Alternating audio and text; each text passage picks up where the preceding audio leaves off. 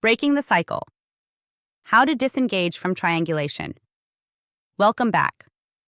I'm Adeline Atlas, 11 times published author, and this is the Family Roles series inside School of Soul. If you've made it to this video, then you've already seen how triangulation fractures trust, erodes identity, and hijacks connection.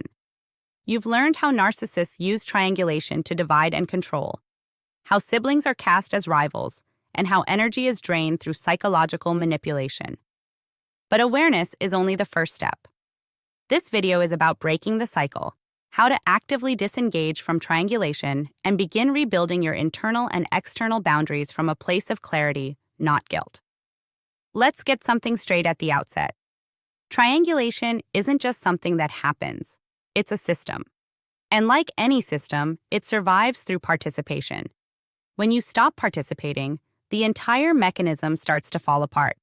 That doesn't mean it disappears overnight. It means you begin to reclaim agency in spaces where you were previously trapped in roles. So let's walk through the tactical path out of triangulation, what it looks like to consciously exit the emotional chessboard and start leading your life from directness, autonomy, and truth. The first practice is simple but non-negotiable. Seek direct communication. One of the key ingredients in triangulation is misdirection. You're constantly hearing about someone else through a third party, usually the manipulator. That creates emotional chaos. It primes you to react based on incomplete or twisted information. And it ensures you never speak to the actual person involved. That's by design. The manipulator wants to control the flow of communication so they can control the emotional response. So your job? Go direct. If someone tells you what another family member said about you, verify it. Reach out to that person, without drama, without assumptions, and ask. This one shift alone will dissolve a massive portion of the triangulation pattern. Because now, instead of reacting to someone else's interpretation, you're gathering your own data. You're refusing to be emotionally manipulated by secondhand commentary. The second step is to document patterns. One of the most disorienting parts of triangulation is how it thrives on confusion. Conversations get distorted, details get lost. Everyone starts questioning their memory. That's the point it keeps you reactive and unsure. That's why writing things down matters. Keep a log mental or written of who said what, when, and in what tone.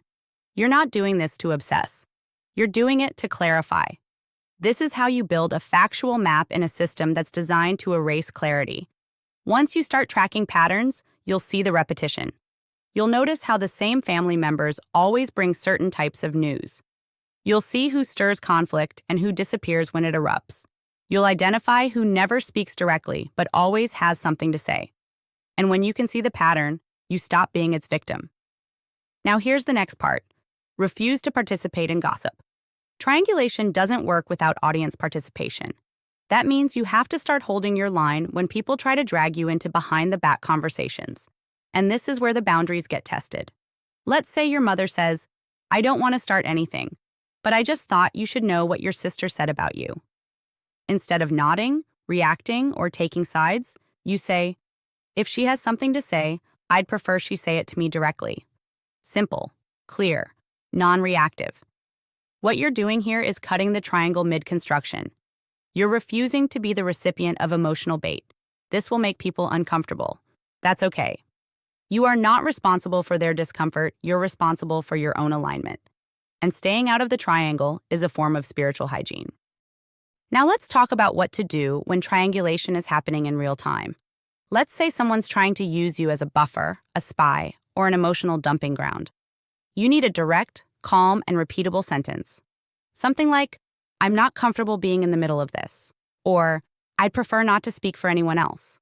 What that does is interrupt the pattern without escalating the drama. You're not making accusations, you're drawing a line.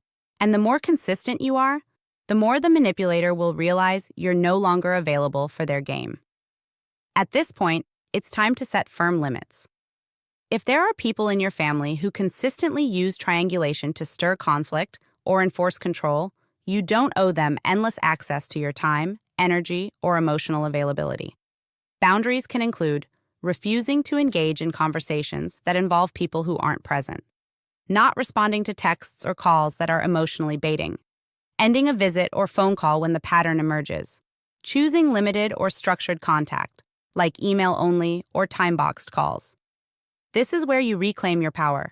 You don't have to explain yourself. You don't have to make them understand. You only have to hold your boundary.